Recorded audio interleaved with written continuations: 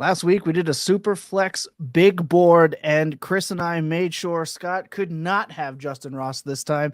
This week it's 3 against 1 on the topic as we bring in Derek Brown, aka DBro_FFB, to help Chris and I guide Scott through a successful Superflex Big Board draft. Let's get drafting.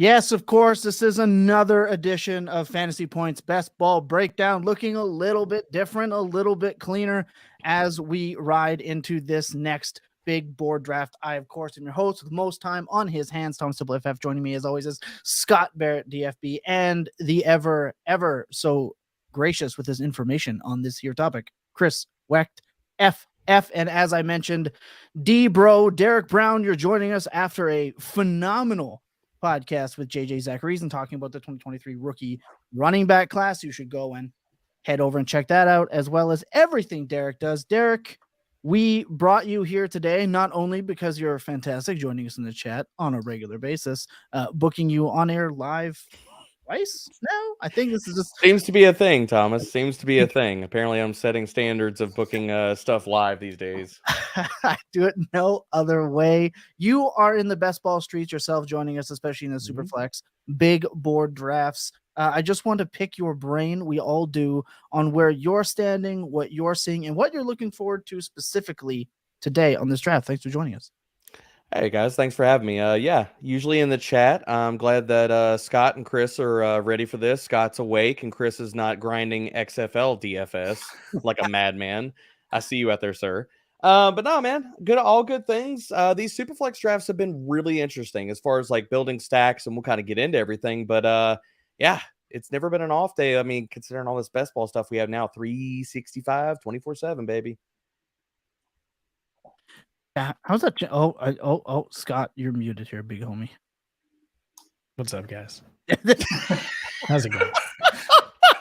I'm really excited to have Derek Brown on. I think he has one of the best personalities in the space. Also, love that he's not afraid to be even just a tiny bit controversial. He's always firing out the hot takes, which not just trying to seek attention, but strongly believes in it. And I have a feeling that's going to be on full display today. Scott's being so sweet to me for buying him a drink in Mobile. It's you love to see it. All right, so I like to go into these with a set strategy. Chris, we're going to do Superflex again. Is that right? Yep. All right, Derek, you want to outline your strategy thoughts in order to attack this specific format, but also I like to have a few guys circled as not necessarily must drafts, but damn close to it, sort of like plan your draft around players. So if you got any of those for us, I'm happy to play along. Oh, definitely, man. I mean, walking through a lot of these Superflex drafts, and honestly, I don't want to sound like I'm just doing the shameless plug here, but Chris's article that you have live on the site is absolutely fucking fantastic, dude. It is awesome. Not going to sit here and not give Barrett his praise for his usual like best ball Bible that he comes out with yearly. But all this stuff, man, really it comes down to how can you beat the field with just roster construction, how you're approaching rosters. And a lot of the stuff that Chris found in his article, I thought was really damn interesting because especially with underdog in general, it's extremely wide receiver heavy just in these drafts. So a lot of times if you want to pay up and you want the premium wide receivers, you're probably going to have to take them a little bit early. But even Wecht's findings like that, I'm not going to say we got to RB heavy because every draft room is a little bit different, but maybe grab some of these falling values on guys because running backs are just not the cream of the crop as far as like what a lot of people are doing in these underdog drafts. So, I mean, that's really just kind of overarching as far as looking at how we're going to build teams, roster construction. I thought that a lot of also your breakdown, Wecht, as far as like where you need to kind of sit is when you're looking at in the first 3 rounds, taking a quarterback, whether you're taking a running back or not. I thought the takeaways for, if you're going to go the elite tight end route, although we're going to get to some possible values or some guys that I think that could jump into that tier, at least one. But these Superflex drafts in general, I think it's a really, really the main two ways I'm approaching a lot of these is either pay up for one quarterback and then kind of figure out your next 2 to 3 quarterbacks, depending on how your draft goes, or try to push quarterback as much as I can. And if I'm doing that, it's really just trying to catch lightning in a bottle. Like, who's the one guy or the two guys that could step into, they're going like QB 10, QB 15, but really they could be QB 3, QB 5 this year. And if you hit on that and then get positional guys early, then maybe that's the secret sauce to taking this down. Yeah, I like that. Quarterback is the most important, most valuable position in this format, but there's asymmetric returns on nailing late round quarterbacks. There's just massive payoff if you can do that. If you can get, the Justin Fields of last season, the Daniel Jones of last season. So I kind of like that. And we can be flexible in that regard.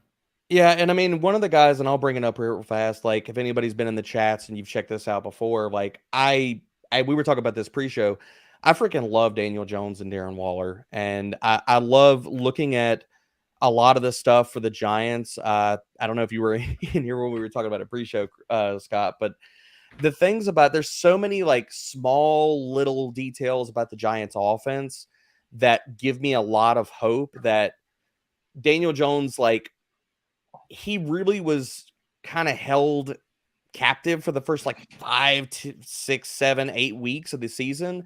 And then towards the back end of the season, you really saw the Giants kind of open things up. Like weeks 11 through the rest of the season, they were 12th in neutral pace, and they were right outside the top 12 in neutral passing rate. So you're talking about a team now that brought back basically everybody, added a shit ton of wide receivers just so they had competency in the slot if Wandale couldn't start, and they added an elite tight end, and maybe they take a wide receiver in the first round.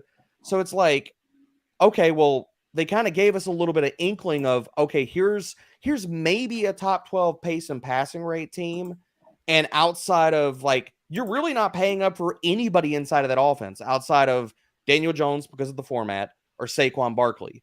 But I mean, this just seems and screams right now to me that an offense that, considering cost and considering upside, I don't think we're fully factoring what we could see this year. And if that's the case, this could easily be like a top 5 scoring offense, and all the pace and the volume numbers that we want could be found in this offense. All that's music to my ears. I'm still just a little bit of a Giants homer. Season ticket holder for 20 plus years. But yeah, Brian Daboll, look at the growth we saw from Daniel Jones last year. Look at Josh Allen maybe kind of taking a step back without him. Mm-hmm. And Darren Waller, I mean, is this not the best wide receiver Daniel Jones has ever had in his career? It's going to be the best supporting cast of his career. So, and he has that Josh Allen Konami code upside. So really like that stack. Darren Waller, I agree, is one of the most mispriced players in these drafts. Chris, any thoughts on the Giants being the team to beat in the NFC? That's dramatic. That was an elite lead in. I love that. I did not see that. I was not expecting that at all. Just like you're not going to expect it when you win the Super Bowl. Boom. Oh, God. Well, the other thing about the Giants that makes them stacking good is their defense is going to be garbage again. And pretty much. That's a great point. They're going to be playing from behind. They're going to have to score points. It'll be interesting to see how much. I mean, if I was the Giants, I'd say we have to. I mean, they already pretty much paid Daniel Jones, but they've got to make him earn it now. Like, push the ball, force them to pass the ball. If they're up in a game, don't take the pedal off to just hand the ball off to Barkley or whatever. I think they know Barkley can't be, this massive workload guy. I mean, he's still going to be a bell cow. Barkley's not signing the tag, so we don't even know what's happening. Yeah. What does that do to his fantasy value today, Derek Brown? I mean, maybe he falls and we just get a premium Giant stack, baby. Oh. Well, and then Saquon catches 3 touchdowns. It would not be hard. It honestly, if this is a top 5 offense, top 7 offense, it is absolutely possible to have Daniel Jones, Saquon Barkley, and Darren Waller all on the same team. That is not a hard stack to pull off at all. Do you know what my favorite stack was in best ball drafts last year? Oh no, hit me. It was Daniel Jones and all of Love his it. receivers, and Love it. the receiver including portion Kenny didn't Galladay? work out, but Daniel Jones is awesome. That Kenny Well- Galladay stack was a Well, must. no, not Kenny Galladay, but it was like Kadarius Toney for free, Mhm. Sterling Shepard for free, Wandale for free, and then And then none of them put together like a healthy enough season to really pay off. But Yeah.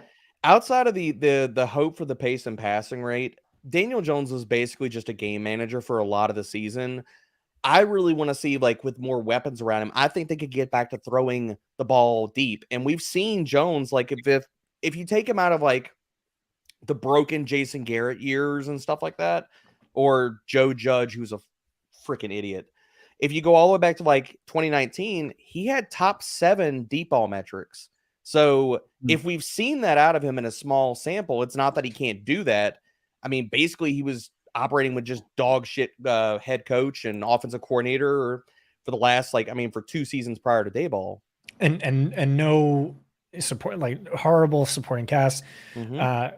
Paris Campbell ideally is speed on the outside, which they lack forever. I actually don't like that move, but and then Darren Waller is the high volume wide receiver 1, and also like an amazing arbitrage play from a GM's perspective, just how much he costs versus like legitimate wide receivers cost. So yeah, bullish.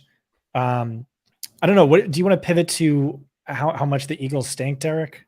Well, I should avoid them at all costs. Damn. Chris, I have one question for Derek before we move on. Mhm. Derek, you're very bullish on the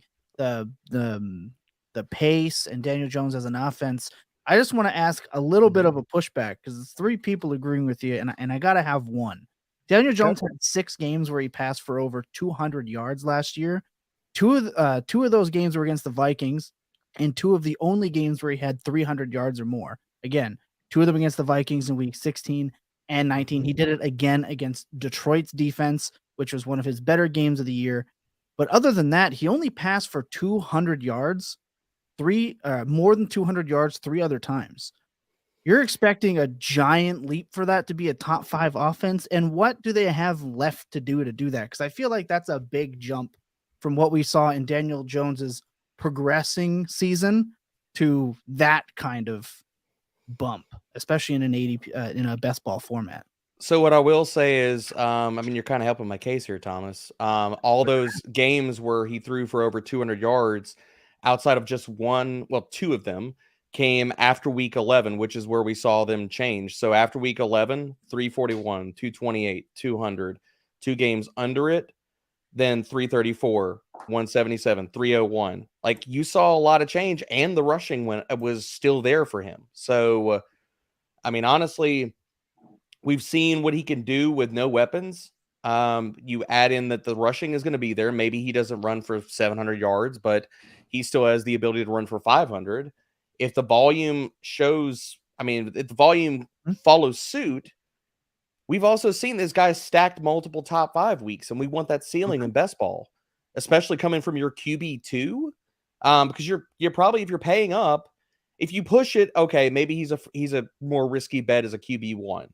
But still, if he hits as a QB1 and he does actualize that ceiling, then all you're just asking is for mid-range QB2 play out of your next 2 guys. So, okay, fair enough. I want the pushback. I mean, I'm totally here for it. Fantastic. Well, look, we're almost 15 minutes in. Chris, why don't you fire up that draft board? We're gonna take a couple of minutes, and when we come back, it's draft time. We're gonna really get it rocking. Sit tight. We'll be right back.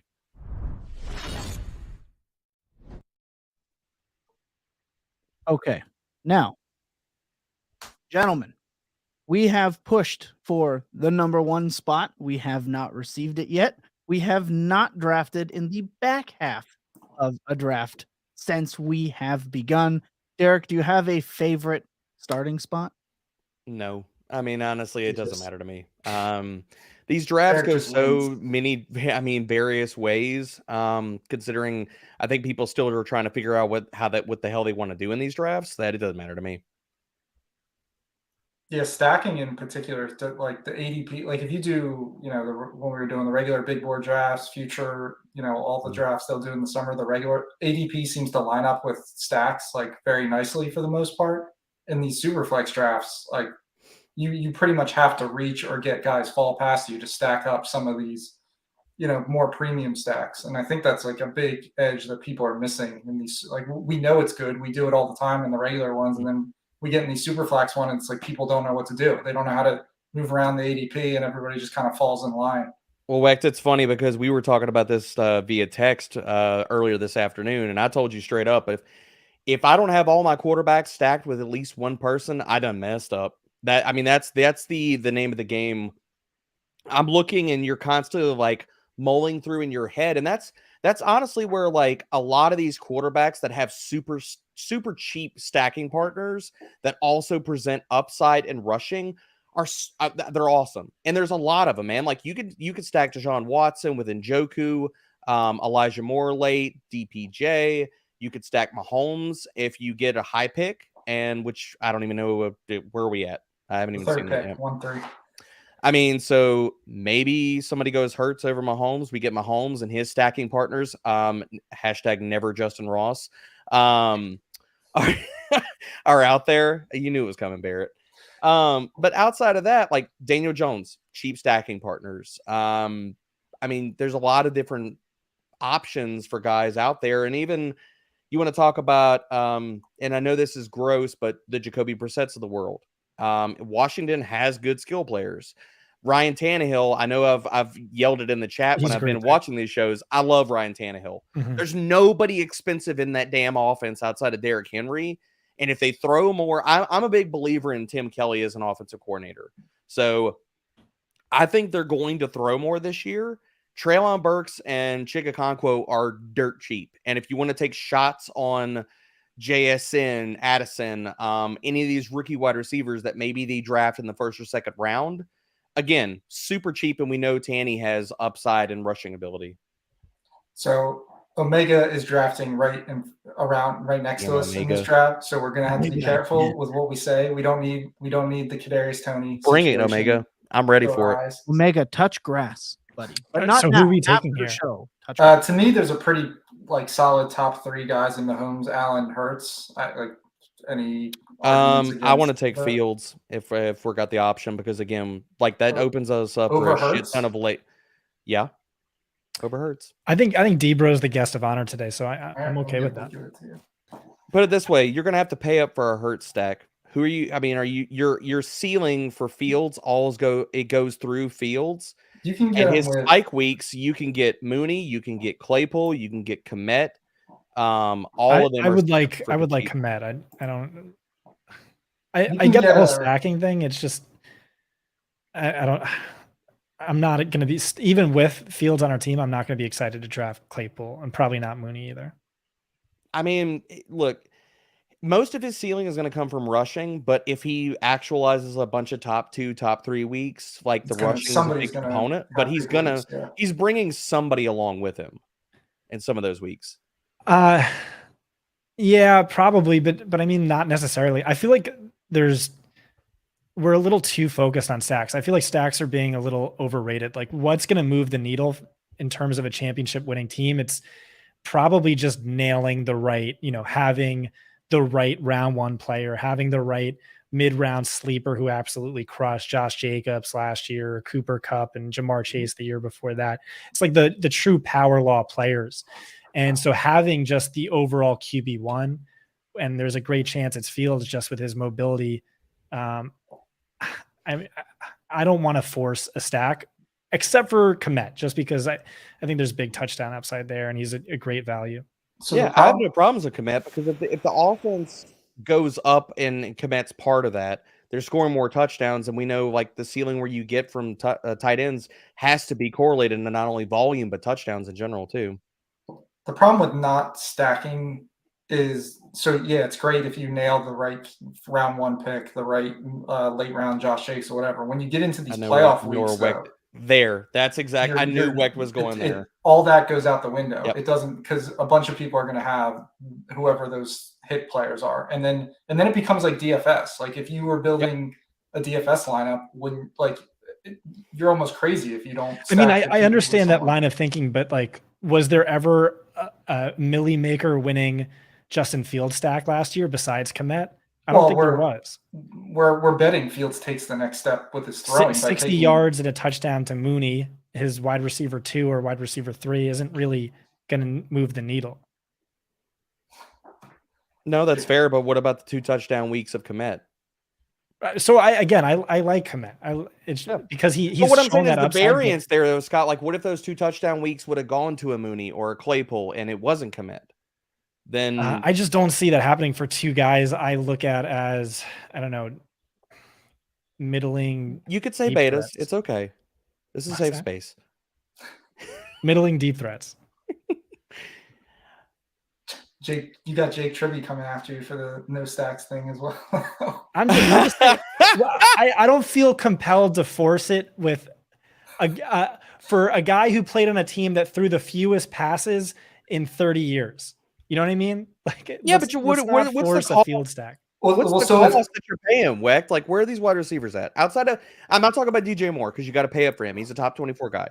But at the cost of what? Wide receiver 3, wide receiver 4 prices? Yeah, I mean, even DJ Moore is wide receiver 21. Where's Mooney 55. Claypool's 81. Yeah. So you're not investing a lot. So the other thing is, if they're passing only 20, not a large amount of times a game, then we already screwed up by taking him third. We've already made the bet that he takes like the Jalen Hurts type-ish leap. Maybe not MVP candidate, but takes some kind of a leap in his throwing ability. Yeah, I don't know. I don't think that's necessarily the case. I think what happens is we get week 9 or 10 or 11, whatever it was, Justin Fields, when he scored 42.7 fantasy points and then 40.4 fantasy points, where the only rosterable Bears player besides him was Komet. Mm-hmm. And he does it all on the legs, and he posts those. You almost couldn't have advanced without him scores. Do you want to take Daniel Jones here and basically lock up our QBs? Damn right. Right. All right. Well, man of honor. I mean, Yeah, I think it's totally fine to start QB. I just want to know how many of these picks that I make before Barrett's going to sign off and be like, you know what? I don't want any part of this team. I'm waiting for it. I just want to see if it was going to happen at the second pick, but he didn't say anything. So here we go to the round 3. You're the special guest. You make the mess and then you sit there with it. I'll make the mess for the first 8 rounds and we'll leave Barrett to clean it up for me. I'll save us all with my round 20 pick that is going to be a league winner. Thomas, do you have the ability to kick people from this room? Not that it's going to happen. I'm asking a hypothetical. Don't you dare mute me. Well, here's this thing that I like to do for Scott. I have this button. Nope. And every time Scott wants to make a pick that's out of pocket, we just Nope. let him know. All right, so we have have talk again, guys. We have the Austin opportunity to Eckler? do the Barkley stack, but are we worried about the franchise thing and rather go like I Eckler? think he's going to play. I mean, Barrett, do you want to go another direction here? I don't really have a strong take. I think this is a really interesting question. I want to go haven't put Barkley. Too much time. If somebody leaves it to me. I mean, nail the stack that you have, right? I mean, Omega said he was taking Daniel Jones. I mean, it's a quarterback running back stack, so arguably it increases your floor, lowers your ceiling. Unless you see DJ or you see Dimes kind of correlate like Derrick Henry did. That's sort of unique. I mean, Herbert and Eckler correlated. Because if Barkley gets there, here's the other thing, Barrett. If Barkley gets there, isn't like a massive pass game upside going to have to happen for him too? Not just of like volume on the ground and touchdowns. I mean, you could argue it both ways, where it's like, okay, Barkley has 80 yards receiving and a receiving touchdown, and he's an top 3 running back in the week, and both are crushing for you. You could also argue, in terms of spike weeks. If what Saquon if he's the wide Barkley receiver 2, he's second behind only Darren Waller in targets on the team. Could happen. Right. I mean, you could argue it both ways. Yeah. I mean, I think like taking Barkley there also gives us, you have stack equity. You're making the bet that this is an awesome offense. Yeah. Yeah, you're making the bet that this offense is going to kick ass, and you're making the bet that all the touchdowns go through Dimes, probably Barkley and Waller, and no, you don't really need anybody else out of this offense unless you're going for correlation super late. But I mean, really, that's the bet we're making. And the reason the other thing about Barkley is that now we could, if the draft board falls a certain way, we could just kick RB2 and kick RBs just down the road if we wanted to go hero RB here.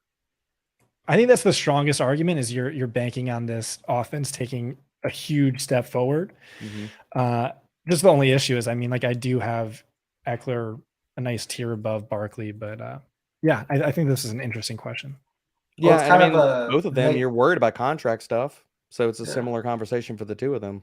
It's kind of a nice leverage spot too, because if you think, all right, we already took Daniel Jones. If we take Eckler over Barkley, we're kind of almost leveraging against ourselves. Whereas now, if we take Barkley, we're further giving ourselves more leverage on the Giants' offense being good, and we're betting that Barkley is just the better pick over Eckler at that turn anyway. Yeah, so they were massively negatively correlated together. I just checked, but yeah, but we can have the points come in separate weeks. They don't have to be hitting spike weeks at the same time. Yeah, I mean, and that makes a lot of sense too, in the sense that Daniel Jones, the other good thing is we made an independent bet that he's got a QB2, so he's not like we're not banking on him to the point of QB1 status. If he's top 10, top 8, he pays off for us.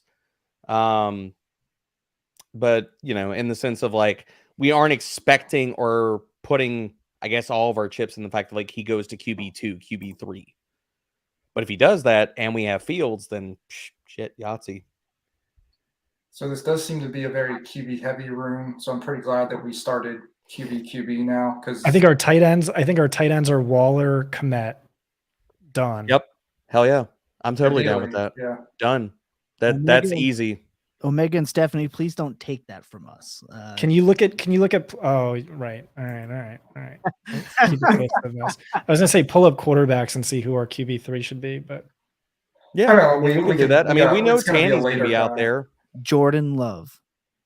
Tanny, right? Tanny's are all right. Tanny's are say that you're backfilling wide receivers. So like after this spot, we decide we're gonna go running back wide receiver for the next few rounds. I'm trying to see who's in, like, because that would be what, round 4? Say we backfill positional stuff like 4 through 6, 4 through 7. Where's the last like little tier of viable QB3s at? I mean, we got plenty of time. Then? Yeah. I mean, you got Ryan Tannehill sitting there. You've got Purdy is even sitting there late. Yeah, we're coming up now.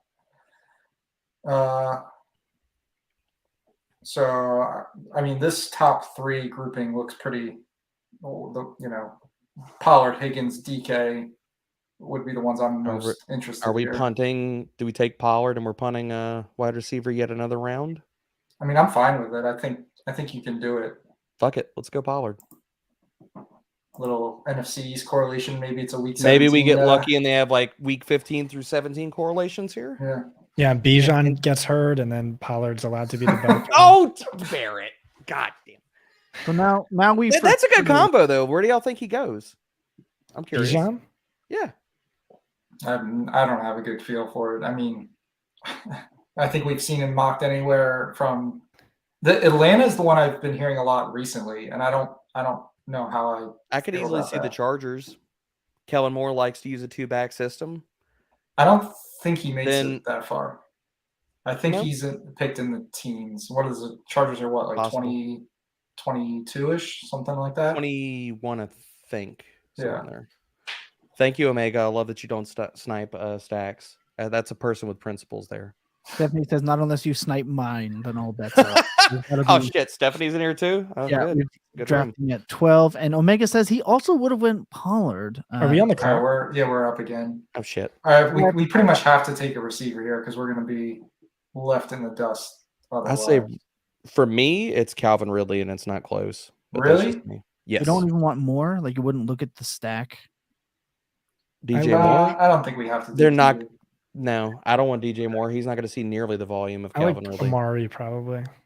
So I was going to say Debo, but they're all pretty close to me. I don't think you're Like who out of those guys do you say like you can make the best case for in your mind's eye that like he could be top 5, top 7? Probably Ridley, yeah. Like I look at Ridley in drafts this year, he feels like a discounted Stephon Diggs. Yeah, I mean he's Like, low I floor, have- high ceiling. I mean, look, we saw Trevor Lawrence back half of the season put up top 5 numbers in damn near every category that you're looking at. I mean, it's a really, really damn easy case to sit here and build for Calvin Ridley to have 100 catches and 1,500 yards. Yeah, I mean, what's the last player we've kind of seen take a year off? What, Antonio Brown, and then he came back and smashed, right? I mean, I heard Jamar Chase forgot to catch footballs when he was a rookie, but Right, you know, yeah. after a year good off. Example. Calvin Ridley has had 1,000-yard season over the last 7 years. That He was didn't playing play with football what? all of Julio last with a year. washed-ass He barely quarterback. played football the year before that. New quarterback. You question the chemistry, especially when Trevor Lawrence and Christian Kirk are on double dates all day on Instagram. I did want to say something about Well, you have to make your wide receiver 2 in the offense feel good, don't you, Barrett? Like, I mean, you can't just leave him out in the cold. The band's calling you for a double date. You got to answer, right? yeah, I mean, it's a double date. It's not a triple date. If it was a triple date, I'd say let's draft Calvin Ridley. But no, I wanted to talk about Tony Pollard for a second. I was listening to the Move the Sticks podcast. Bucky Brooks was talking about his friends in the Dallas organization, talking about why they didn't give Tony Pollard more work. They said they just think he's at his like limit of touches, where if he goes beyond that, he loses some of his typical explosiveness. So that's a concern is, Zeke is gone, but it doesn't really move the needle at all. You can say, okay, well, he was awesome despite low volume. That typically regresses to the mean. And then you could also argue like, hey, I mean, like the Chargers said they were going to take a lot off Eckler's plate, but they didn't because he's so good. That's it. I'm just saying this is, these are concerns. Yeah. My thing with Pollard is we saw him just ball out like a damn stud with only a 48% opportunity share. Like if he gets more, and he was 34th in red zone touches. So even if we're talking like, I don't even need him to get to 70 or 80%. Shit, if he gets to 60, and this dude has been, you could make a damn good argument that Tony Pollard's been one of the most efficient running backs in the NFL over the last like 2 seasons. Yeah. So, I mean, I just, all I care about is like, dude, just give me his opportunity share like close to 60%. And he's got top 5 upside. He's also not going as RB 4 or 5 like Eckler has been for the past few years. He's RB. Let's see, RB 8, RB 9 around there. We took him, so not quite the same draft capital investment. But yeah, there's definitely I mean, he feels like he has a safe floor. Like, yeah, because even if he doesn't get the work, he's probably still not killing our team. I mean, you saw the year before that he was RB 30 and he didn't score he scored 2 touchdowns. So even if you got him a little bit of touchdown regression, probably a top 24 running back. And we're saying, okay, they draft a rookie. So who are they going to use at the red zone? Is it going to be the rookie or is it going to be Pollard? So I don't know. I see some of the concerns, but I think the ceiling is firmly there for Tony Pollard. All right. Does anybody love Garoppolo? I'm fine pushing QB. I'm pushing. Yeah. Drake London. Oh, we could draft Jacksonville's wide receiver 1. I mean, I'm not opposed to sitting here and double stacking another offense either. London or wide receiver 2 after Evan Ingram. London or Kirk, I'm fine with either. Yeah, McLaurin or London. No, we'll take London. Yeah, at least he has a quarterback. Jake wants to know what your guys' guesses are on Calvin Ridley's betting ROI. Did he hit on any of those parlays? I don't think so. I think that's why he's wearing number 0. Isn't it like negative $4 million? What was his salary last year? Is 0 not a terrible number for an offensive player to wear? Excuse me, sir. 0 requires a certain level of swag that you have no clue. You're just going to get mocked all the time. Like if he has 0. No, touches, are you freaking kidding? Hold on. Right there. 0. You would not wear 0? You think it's bad? If I'm on offense, yeah. Awful. No. It's terrible. Barrett, can you Yeah. help me out here? Or you think See, it's you bad would too? know. Only alphas wear 0. It's an alpha. You male. have to be. You have to have a certain amount of swag and alphaness to like wear that. Mhm. McLaurin. Yeah, McLaurin, done. Jameson Game. Williams. Yeah, McLaurin, Kirk, or Lockett. I think we go wide receiver is just the Lockett's there too. Yeah. the overarching here. Scott does Either- McLaurin gives us an option if our QB3 doesn't work out. We could but throw in a late Washington. Look QB. at this wide receiver room. We went 2 quarterbacks. We have 2 stud running backs, and this wide receiver room. Honestly, I love the value of wide receivers in these Superflex drafts. Do we have to you could just punt it a log little off if Darren Waller doesn't make it back to us? Yeah, I'm walking out. I'm just we walking just out. restart, right? We just I wonder how many guys do that. Like, just the Put it on stack autopilot? obsessed. No, like the stack obsessed basketball bros. You know, if you just lose, you like, I have to get the perfect stack with all the key and then you lose out on that. You're just log off. Try again. So he luckily when we come back around, the 2 teams that are right ahead of us already took Kittle and Hawkinson. So it's really just he's just got to make it through this. He's chunk got to of just teams make it here. through that. Should we have taken him in that last pick? I didn't see where his ADP was. 88. So It depends on if Lockett makes it it's a back weird to us. spot. Fantasy Football Garage says, I'm loving drafting Lockett around 80 to 85. Haven't been paying up for Geno. However, I don't think it's that much you're paying up for him, considering the dude was like a top 10, top 8 quarterback last year. right at the first half, the second half of the season, he kind of came back down to earth. And now there's talks about drafting a rookie, which But if they draft a rookie, he's not playing over Geno. That's probably where they're at. I mean, I doubt that's going to happen.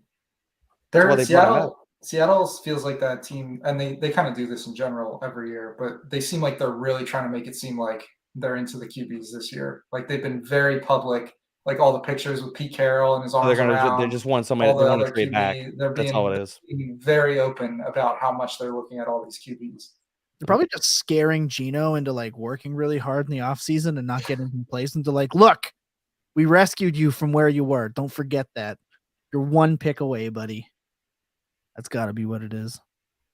I like Seattle to take another step forward. I was looking at all the draft picks and their roster and stuff like that right now. Like they feel like such a dark horse. Like they could make a big run. Like I honestly wouldn't be surprised if they smash the draft again this year.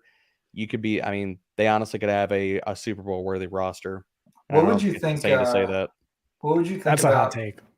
What would you think about if Tom Brawley at Fantasy Points was promoting a bet the other day of them potentially drafting Jahmyr Gibbs? What would that make you think of the offense and Kenneth Walker specifically? That would make me want to dive into the passing game more, because if Gibbs is getting work, their passing rate, their pace is probably good. I'd fade Walker. I'd probably just fade the backfield in general and just dive into their passing game more. Yeah, because they don't have really other running backs on the team. Thank you, Stephanie. Love you too. Homer's not on the team anymore, right? Yep. And neither is blanking on the other guy's name. DJ Dallas. Dallas. Oh my god! Son of a. In one spot, he would have. We're cursed. We're just absolutely. God doesn't want us to be millionaires. Clearly, I said it. I was like, shit. Should we have taken Waller the last round? All right, I'm pulling a Barrett. I'm off of this team. Yeah, we're done. Yeah. I'm just done. Have fun, Chris. Announcing the team, Chris. We did a few I'm gonna weeks go pour a ago. drink. Have a good night. Let's pull this team from the abyss. I'm not leaving you. I'm here with you. I will never leave you, Chris. All right. I don't even have any bourbon in here right now. I don't even know what to do right now. Like I'm double fisting an energy drink and a protein shake right now. I'm not even You're hitting. I'm not even prepared for this level of tilt right now. You're hitting back today. Do we take Ritter and stack him with Drake London very quickly, or Marquise Brown, Mike Evans? Nah, screw that. I say Marquise go Brown. Marquise. Go Marquise. He's incredibly mispriced right now. As soon as Hopkins goes and he gets traded, Marquise Brown is going to be a wide receiver 2, as he should already be valued as. So what are we looking to do at this tight end position now? I mean, obviously Komet is still an option. We're going to have to go. I want Kadarius Toney. I don't think we've picked him up once yet. No, Oh, let's pick. no, we Let's got pick robbed the Tony. one time we had Mahomes. Right. What are the chances he goes the pick in front of us? What's the rest of the Again? tight end market look like? Wecht. Don't do it. I mean, plenty of late round options. I think we just take 3 tight ends, and we take Komet, and then you take 2 other guys that could, like, I love David Njoku's ceiling. You think the Browns are going to pass more? I like Freiermuth because you look at the splits with Claypool gone. Again, we could go Chig, we could go Dulcich. I think you just go volume. You just that's it. I didn't listen to a word you just said because I want Kadarius Toney. Oh, I'm totally down for Oh, Kadarius. okay. I was screaming at you fools to take him the other day, but no, we had to auto pick some shit. Jake is saying the thing about Ritter is that he's a lock to improve by 5% of the year. He might be catching home by 2032. The only problem about Toney and Tannehill is they typically go in the same ADP range. Thomas, didn't you call him when did you call him Desmond Mitter? Desmond Mitter. Yeah. That got me, dude. That I'm never letting that go. You gotta mitter up, right? You gotta mitter up. Oh, Chris, man. Hey, well, you know what? No Trey Sermon in this. To that point, we could take Taylor Heineke super late and pair him. Yeah. And just say that Ritter falls on his face and Heineke gets the job.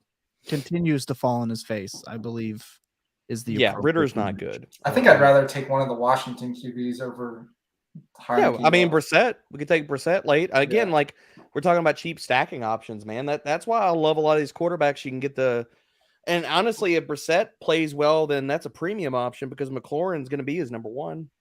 Right. If you're saying Brissett plays well. Although, is the ideal outcome? I guess no. That because if Howell starts the year, Howell is bad, that means McLaurin's probably getting out to a slow start. But is that actually good? Could we just double stack Howell and Brissett super late? You could. I'm just trying to think through, but Howell being bad might lead to McLaurin not being on too many teams that advance, and then maybe McLaurin is cheaper, and then he has Brissett at the end. And I don't know. What do you put the odds that Howell or Brissett is the starter week 1? I mean, they've been pretty open that Howell is the starter, but Ron Rivera might get to week 1 and say, "I'm not doing this." All right, I haven't put this take out in the space until I guess we'll go with now. There is a non-zero chance that Jacoby Brissett could be the ugly version of Geno Smith this year. A lot of his deeper metrics are fantastic, man. Like he was 12th in PFF passing grade. He was better than Deshaun Watson. 12th in big time throw rate. Like there are parts of like looking at Brissett's deeper numbers, and I don't think it's even close that he has more skill players around him now. Jahan Dotson, Samuel, McLaurin being the trio of wide receivers over DPJ and Cooper. Who ticked off Stephanie? Was it us? It's not us. It can't be us. I don't think it was us. Yeah, I really don't want to be flipping a coin for my QB3. I think I would like to take Tanny. You want to take Tanny? Yeah. Well, Tannehill's gone. Stephanie grabbed Tannehill. Bastards. In the last round. Yeah. Well, can we look at quarterbacks then? We probably don't have a choice but to everybody's do a coin flip at this point. Yeah. Omega saying guy beside me took Dotson. Better watch him for Brissett. Omega helping us out because he knows we're not paying nearly as much attention to the draft board. Omega's a monster in these best ball streets. What's our build so far? Like we're at 2 QBs, 2 running backs, 5 wide receiver. Where's Komet at?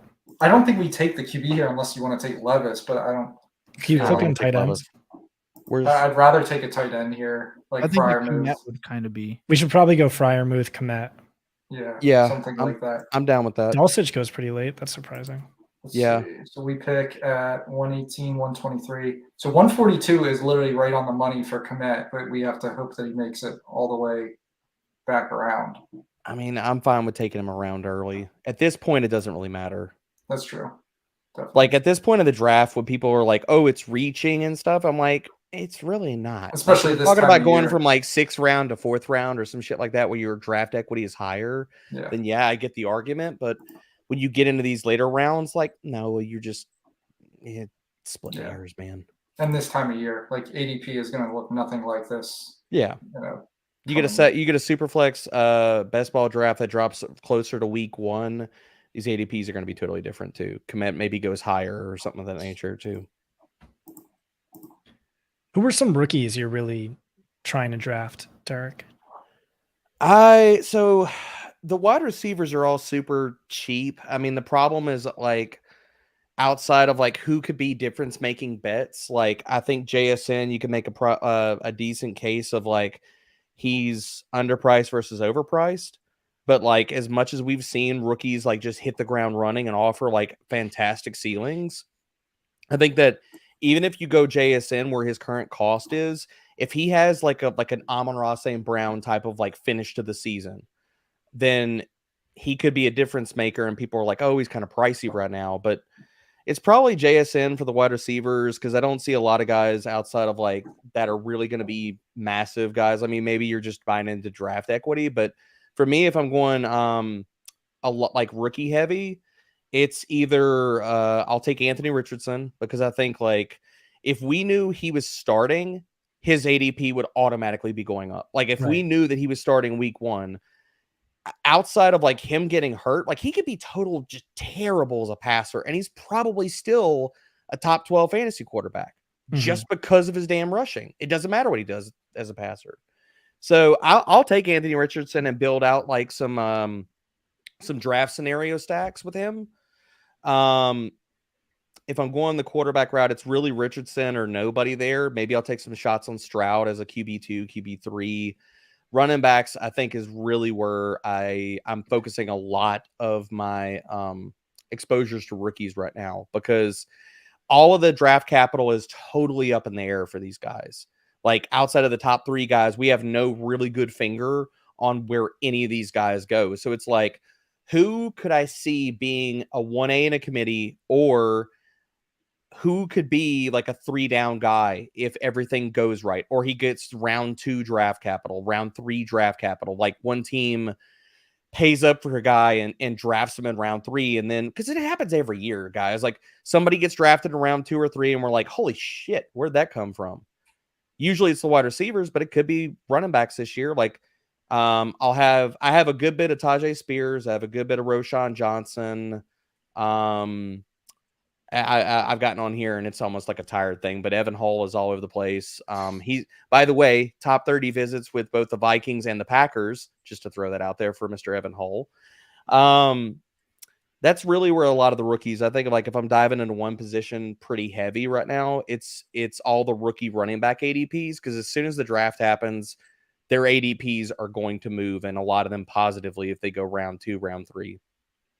What about the tight ends? Because I know usually we're against that, but this class does seem to be different in terms of this class is pretty damn baller. For me, it's Kincaid, Mayer, or Laporta. I don't want any part of Darrell Washington. He couldn't command targets in college. I don't think he's going to command a heavy target share in the NFL.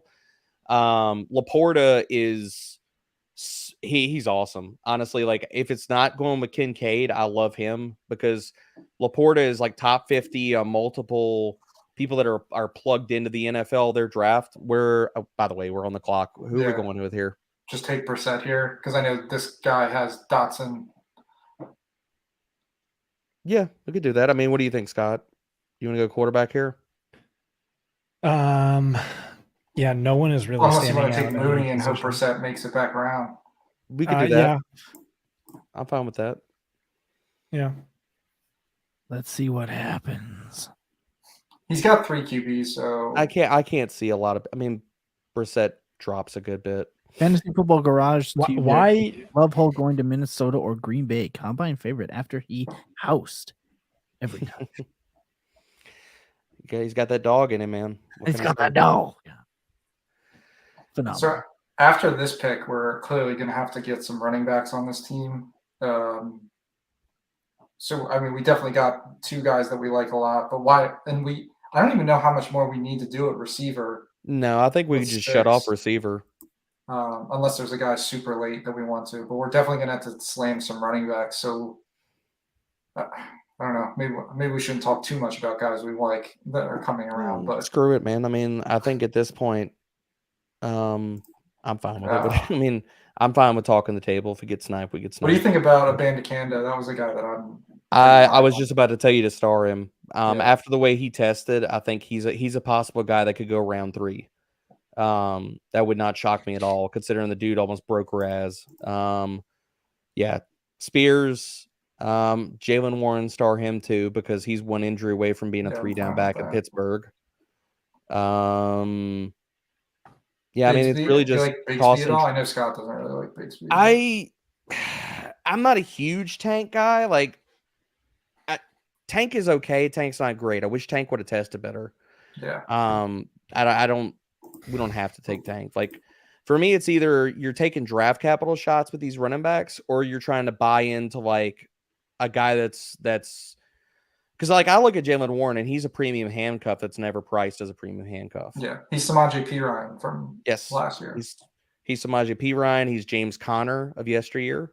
Yeah, all of this. I mean, all those things, and we already have like a decent sample of. He also had, I think it was like 5 or 6 RB3 weeks, so he's offering standalone value possibly because he's just better in the damn passing game than Najee. So like, I think there's a possibility where Jalen Warren has a standalone role from week 1. Any of these older vet guys you think were like Raheem Mostert, Jeff Wilson, Cordero Patterson? I think if you're going that route, you buy into good offenses. So it'd be Mostert with Miami. You're basically just trying to, if things hit, buy touchdowns. Yeah, I mean, Mostert's probably good most weeks if he's just healthy and on the field. Yep. I mean, we saw it last year. The best. Yep. I like the idea of grabbing rookies instead of veterans here, just because, Ryan Heath our newest writer had a great article on this where rookies, you just draft a bunch of them and odds are 90% of those picks, their ADP rise like a round and a half by September. With veterans, it's sort of the reverse. It's okay, Jeff Wilson looks good right now, but watch, Devin Achane goes there. What happens to Wilson's draft stock? What if Abandakanda goes there? They're going to take a hit. Yeah, I love that, Scott. So I've been pretty out on A-Chain, but seeing him now falling closer to like the Roshan Johnson tier of running backs makes him, I think, a little interesting. Dane Brugler said that was what do you say, Scott? There are teams that view him as a wide receiver, which would just be such a fantasy cheat code. Yeah. I asked if he Brett gets about reps that as a too. wide receiver, because if they see him, I mean, he could be stuck behind somebody in the slot. I don't know that I'm thinking Curtis Samuel. I think I'm thinking like Reggie Bush. Darren Sproles, like Sean Payton targeting a guy 120 times while only giving him like 60 carries. Yeah. My only problem with that evaluation of A-Chain is he's got tight hips, man. You see it in his running style. I don't know if he would be very. Yeah, I'm down with Roshan. I don't know how good he would be as a wide receiver. That's my only problem with him. Yeah, for a guy who's such a freak athlete, why did he average 5.4 yards per reception last year? Yeah, he's never been like super efficient in the passing game. Like if you look at even yards per route run, Zach, you can make an easy case. Zach Evans has been better in the passing game in college than Devon A-Chain, and that's kind of crazy because I'm not an Evans guy either. So Jalen Warren went off. Of course he did. Kendry Miller. We also need a third tight end. I don't feel great about Everett or Irv Smith. Mayer, we could probably. I can't believe I'm saying this. I kind of think Gesicki's interesting, and I've hated Gesicki. Tell me why, Scott. I got to hear that. I've hated Gesicki every year of his career. I just think he's massively overrated. But Belichick said he views Gesicki basically as a big slot. I guess that's who he was in Miami, but they lost Jacoby. Well, Bill Myers. O'Brien was at Penn State whenever he was at Penn State, unless I'm wrong on that. No, I didn't know that. You might be right. I don't think that's right, but let's see. Hold up. Get on that Google. Now you're going to make me go we down. Took Gesicki, though, so. 2012 to 2013. Yeah, that was before this time. Gesicki's been he just finished his rookie deal, right? So that's Yeah, he came into the league. Oh, yeah. So Gesicki missed that. First year at Penn State, 2014. Okay. Zach I'm Queen's just still there. making that up. Yeah, which then Zach Kuntz had to leave somewhere and go to be the next Mike Gesicki. Yeah. He had to go to Old Dominion to sow his Gesicki oats. Have you heard? Did Brett tell you his comp for Will Mallory at the Senior Bowl? No, that ought to be interesting. So I loved Will Mallory. Like the Yeah, first I'm days, sure he popped in the model, didn't he? No, he didn't. He didn't. Oh, Not really. He was okay. tight end 6. But at the Senior Bowl, he stood out to me as like the biggest freak athlete there. Everything prior to the catch point was elite, explosive route running. At the catch point and after, kind of sucked ass. But anyway, Brett's comp for him was Mike Gesicki with a nut sack because he plays so soft. So like that just made me like him so much more. I had Jim Nagy on the podcast today. He said he thinks Will Mallory has more upside as a receiver than Michael Mayer. I think if you're looking at like the underwear Olympics, sure, but as far as like real football acumen, well, he's a big trades guy coming from Seattle, but and you might have just didn't I mean that's another one of his didn't mean it the way I just said it just there, but I thought that was at least interesting to pass along. Yeah, I mean I love getting Nagy's insights, especially like before and after the Senior Bowl, like because I know he dives back into their film and stuff like even after the Senior Bowl is concluded. Where are we at here? Oh crap! So we need a whole running backs.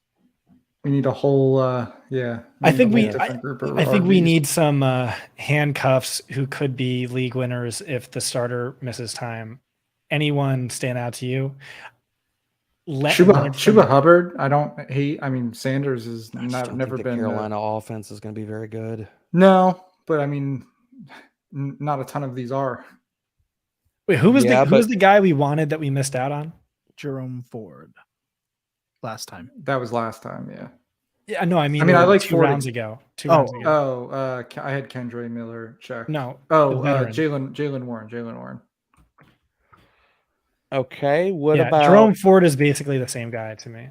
Yeah, I mean, a little less upside. The guys that stick out to me, if McKinnon goes back to KC, you can make a case there. Jerome Ford stands out. Dearness Johnson, if anything happens to Etienne and Hasty's not the back. I can see Dwayne McBride going to like. Yes, I was just about to say Dwayne McBride is. He actually who did he have a top James 30 Robinson visit with? He had a top 30 visit. Maybe it's the Saints. No, I don't want any part of James Robinson. I think James Robinson's probably a cut candidate.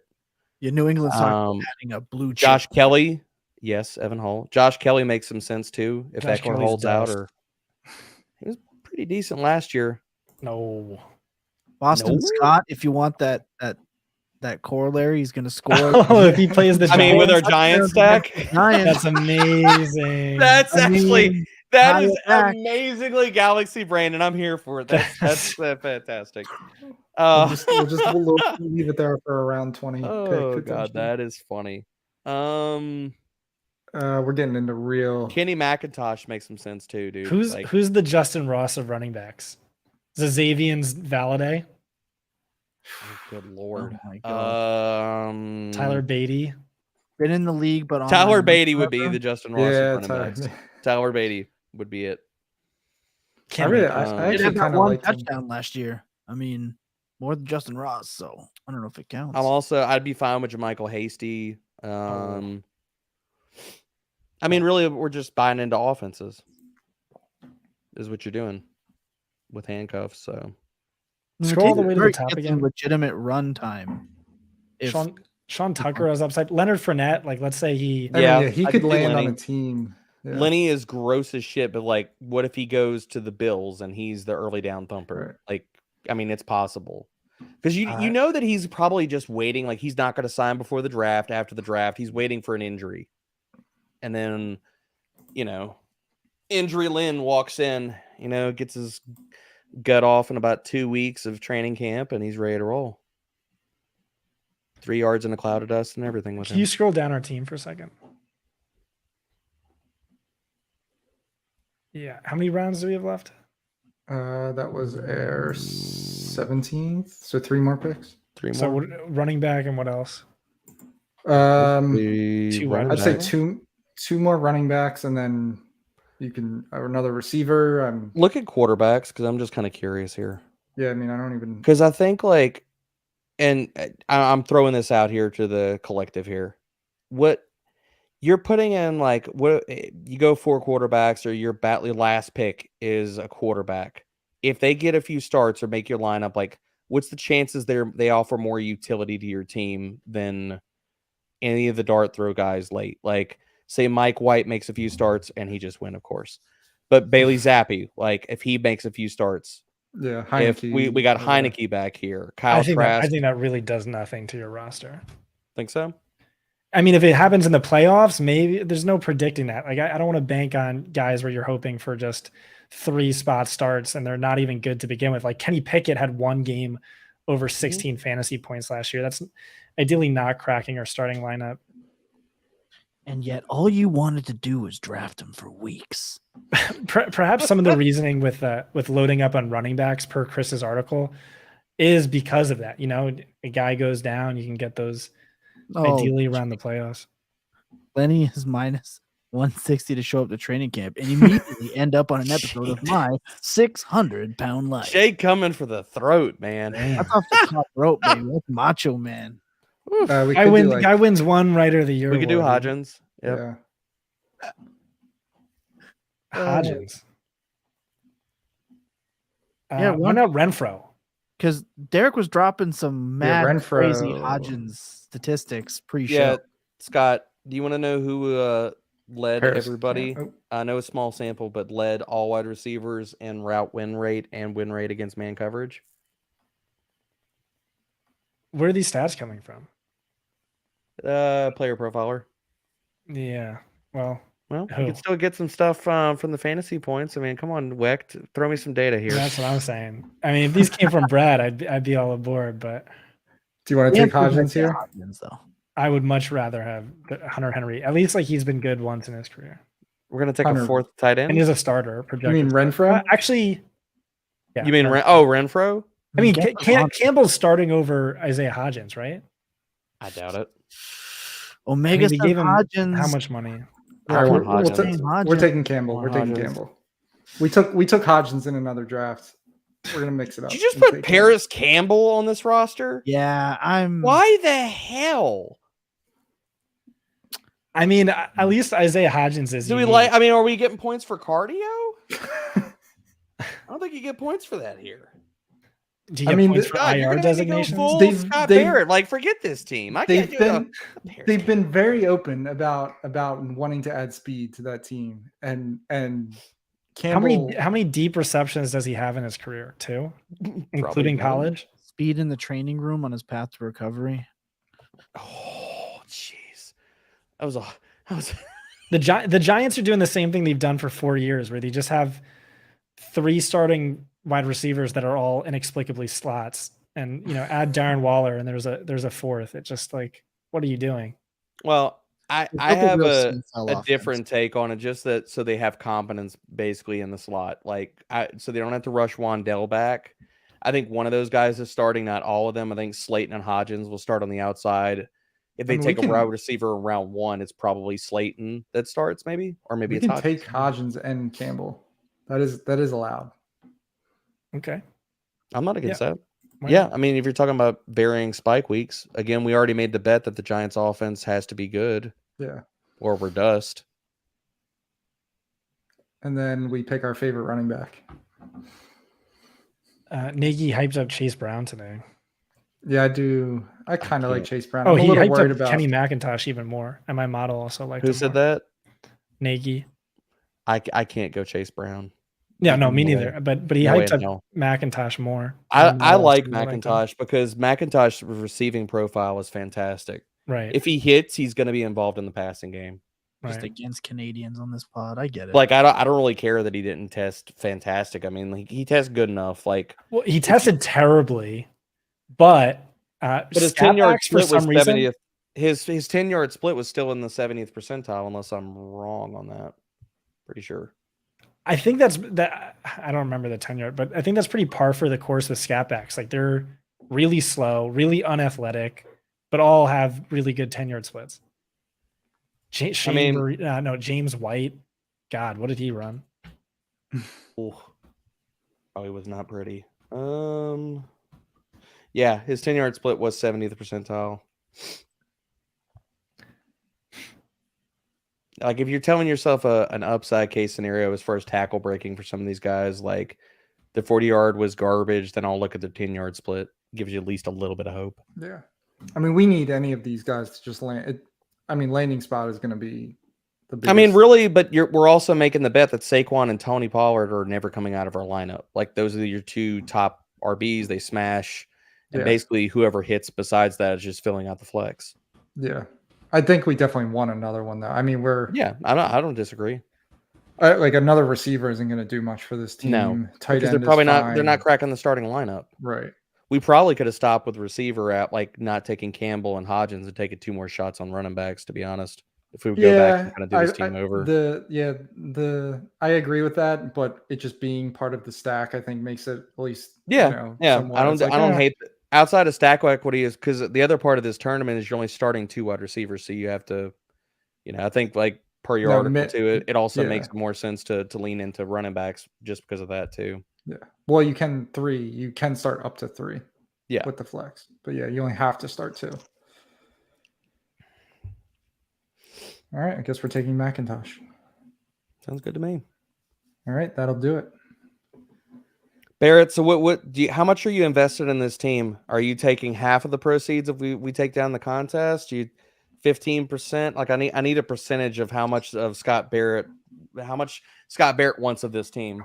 I don't know. What do you guys think is fair? If we win, I get 80%. If we lose, that is not how. No, anything under 15% is very viable, sir. I'll say that. Justin Ross is not going to go in this draft either. I might have to move. Weird. He goes undrafted. Holy shit! I feel like if we win, we have to.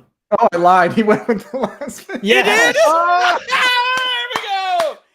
Wow. For the brand, saving Scott's brand. This guy's gonna win it all too.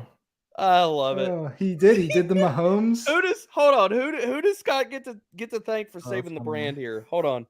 Who took it? Was it Stephanie? No, it's the other way. Okay. I was like, if it's Stephanie or Omega, I'm calling foul. He went full KC. Mahomes, Sky Moore, MVS, McKinnon, Justin Ross. Here's my prediction, guys. Justin Ross does nothing week 1, does nothing week 2, does nothing all the way until week whatever 15? The week before the championship Playoffs. week. The championship week, Mahomes rides the bench. Ross is starting. Sean Buckley throws him 6 touchdown passes. God, now I was just about to say it. Now I have to look up because if we're gonna go, you're going full Galbraith. I mean, shouldn't the person have drafted the backup quarterback for KC? I mean, he's gonna win all the money that week. I need to look, Scott. I need to look at all of your personal best ball drafts because if I do not see this Justin Ross love fest on every, we need an exposure check before week 1.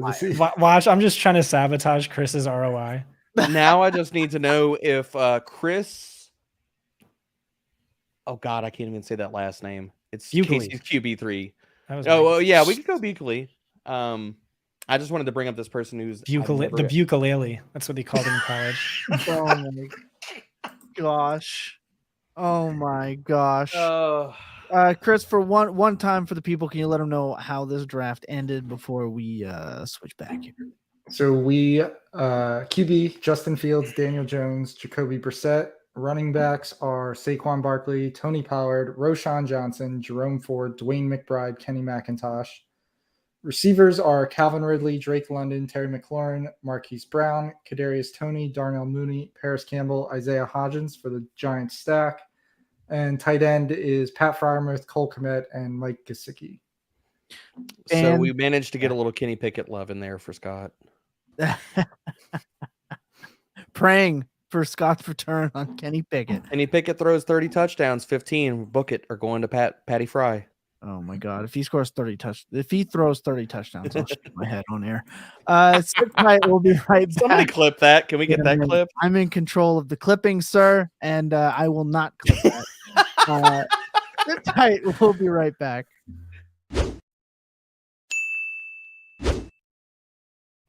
Yeah, clip that. I'm gonna end up divorced and left out in the cold. It's okay.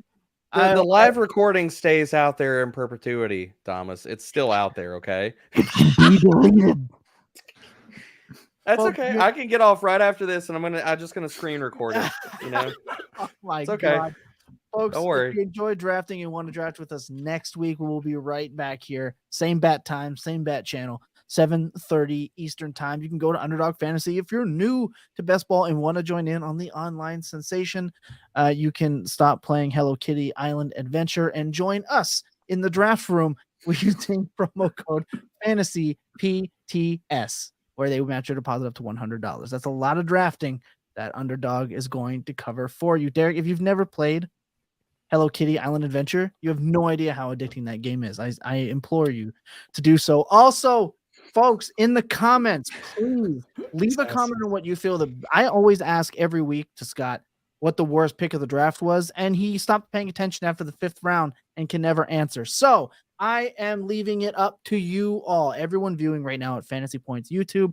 Please leave a comment below. What was the worst pick? What was the best pick? Let us know below. Maybe we get you featured on the next episode. Gentlemen, final thoughts before we get out of here. Derek, once again, thank you so much for joining us. Oh man, this was fantastic. I feel like we could have easily gone like 2 or 3 more drafts. And kept it running. You know, I mean, Thomas needs clips. We just kept drafting all freaking day. And I mean, Wecht, you still got a few dollars left in that bank account, right? Like we can get 2 or 3 more entries here. No, but seriously, guys, this was fantastic. Absolutely tons of respect to everything y'all are doing at Fantasy Points. So absolutely great to hop on this show. Wecht, you know I love you. Scott, you know I tolerate you. This was a fun time, guys. I'm just going to sit here and say that I am immensely heartbroken that we got sniped on Darren Waller, and that's all I got. That's so sad. Well, we'll have to do this again sometime and lock up the Exodia stack that just summons a $500,000 payout.